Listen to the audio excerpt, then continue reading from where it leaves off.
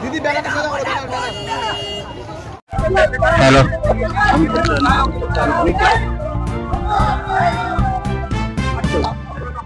Hello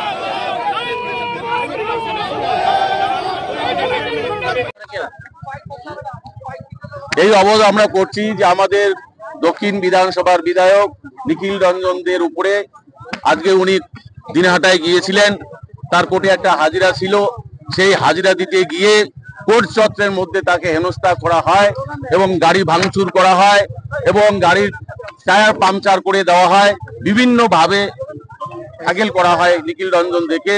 তার প্রতিবাদে আজকে আমরা পথ অবরোধ করছি। আজকে প্রশ্ন যাচ্ছে মানুষের মধ্যে, যে একজন বিধায়ক তার নিরাপত্তা নেই, তাহলে পশ্চিমবঙ্গের শাসন কোথায় গিয়ে পৌঁছে গেছে? আজকে সারা কোচবিহার জেলা জুড়ে আজকে সাধারণ মানুষ নিরাপত্তার অভাব বোধ করছেন। গণতন্ত্র বলে কিছু এখানটাই নেই। তাই এই নিখিল রঞ্জন দের উপরে আক্রমণের প্রতিবাদে আমরা ভারতীয় জনতা পার্টির পক্ষ থেকে, কুচবিহার জেলার পক্ষ থেকে আমরা এই পথ অবরোধ করছি। আমরা পথ অবরোধ করছি যতক্ষণ না আমরা সদুত্তর পাবো ততক্ষণ চলতে থাকবে।